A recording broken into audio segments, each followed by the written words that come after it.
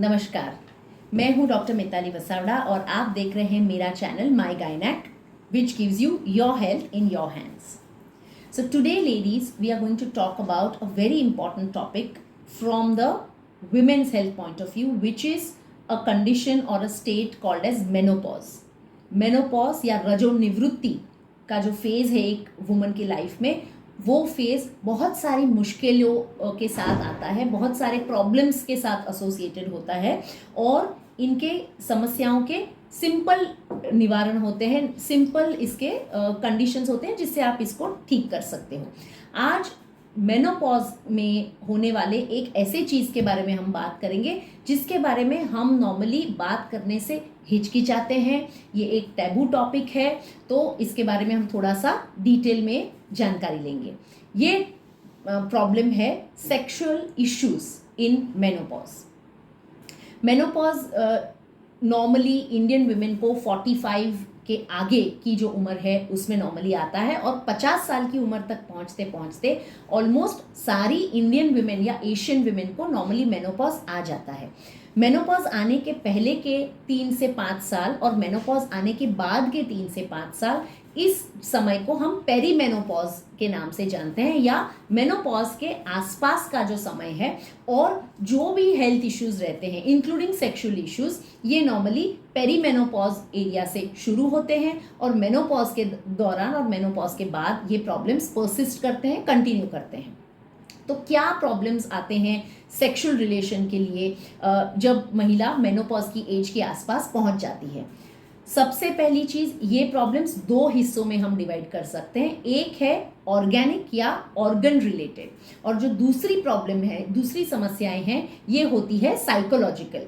ठीक है, तो दोनों का जो ट्रीटमेंट है वो अलग अलग तरह से होता है, पर ये जरूरी है कि दोनों का ट्रीटमेंट साथ में होना चाहिए।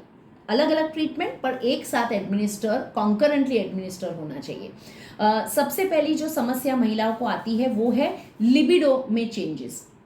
कुछ महिलाओं का लिबिडो बहुत ज़्यादा बढ़ जाता है, उनको भी इस बात की से एम्बैरेसमेंट होनी शुरू हो जाती है। और कुछ महिलाएं जो है, और ज़्यादातर महिलाएं जो हैं, उनको लिबिडो बहुत ही कम या जो सेक्सुअल रिलेशन है उसके लिए जो इच्छा है वो इच्छा बहुत ही कम हो जाती है काफ़ी महिलाओं में।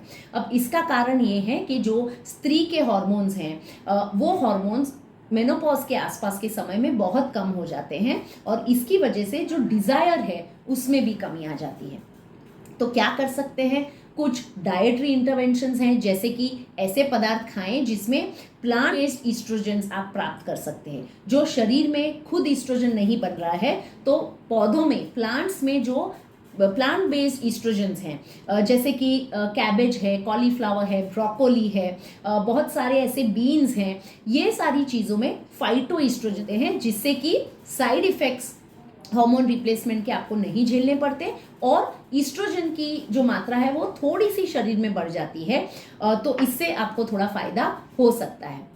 दूसरा ये है कि लिबिडो कम होने के कारण क्या है। कभी कभी एंजाइटी, डिप्रेशन, कुछ और सोशल सिचुएशंस ऐसी होती हैं, तभी भी मेनोपॉज के आसपास ये प्रॉब्लम्स आ सकती है। इस केस में काउंसलिंग करना ज़रूरी है और आपके विचारों को कैसे आप बदल सकते हो जिससे कि वो पॉजिटिव हो और आपके लिबिडो में भी पॉजिटिव सुधार आए, उस प्रकार का काउंसलिंग अवेलेबल होता है, वो आप काउंसलिंग शुरू करवा सकते हो। दूसरा एक जो प्रॉब्लम आता है वो ये होता है कि इंटरकोर्स के दौरान पेन होना, वजाइना में ड्राइनेस फील होना। अब इस प्रॉब्लम के कुछ सॉल्यूशंस हैं। एक सॉल्यूशन ये है कि जो लुब्रिकेंट जेलीज आती हैं, वाटर बेस्ड लुब्रिकेंट जेलीज आती हैं, उसका उपयोग आप इंटरकोर्स के दौरान कर सकते हैं। वजाइनल ड्राइनेस कभी भी जो होती है तो आप ये लुब्रिकेंट जेलीज यूज़ कर सकते हैं। कुछ और एडवांस्ड जेलीज भी आ हैं जो ज़्यादा देर तक वजाइना के अंदर मॉइस्चर को पकड़ के रखती हैं। ये डॉक्टर के प्रिस्क्रिप्शन से आपको अवेलेबल हो सकती हैं। कभी कभी स्त्री हार्मोन ईस्ट्रोजन के ना होने की वजह से वजाइना का जो एपिथेलियम होता है, ऊपर का कवर होता है, वो भी खराब होने लगता है, सूखना शुरू हो जाता है। ऐसे केसेस में कभी कभी बार बार इन्फेक्शंस होने शुरू हो जाते हैं, पेशाब के भी और वजाइना के भी, जिसको हम वजाइनाइटिस बोलते हैं।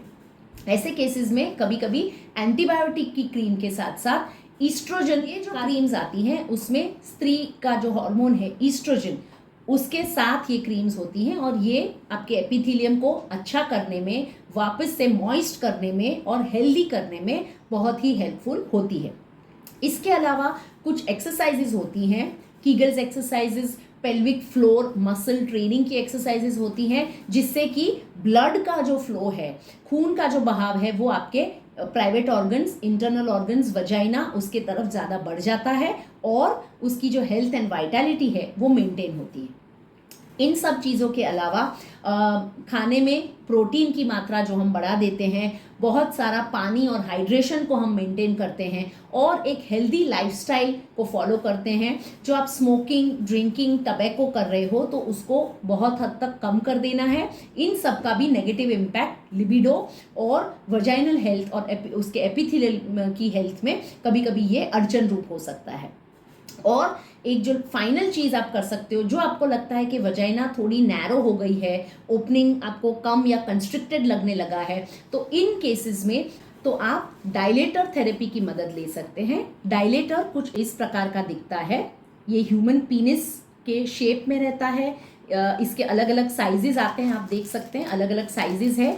इसका थेरेपी नॉर्मली हम शुरू करवाते हैं हमारे क्लिनिक्स में और फिर ये किट आप घर ले जा सकते हो और घर पे हमारी एडवाइस के मुताबिक आप घर पे भी इसका प्रैक्टिस कर सकते हो। ये ह्यूमन ग्रेड सिलिकॉन से बना है तो इस आपको अंदर लग जाएगा, चुभ जाएगा, उसके चांसेस इसमें नहीं होते हैं। और जैसे आप डायलेटर्स पे कंफर्टेबल हो जाते हो, फिर आप रेगुलर सेक्सुअल इंटरकोर्स आपके पार्टनर के साथ भी बहुत ही कंफर्टेबली करना शुरू कर सकते हैं।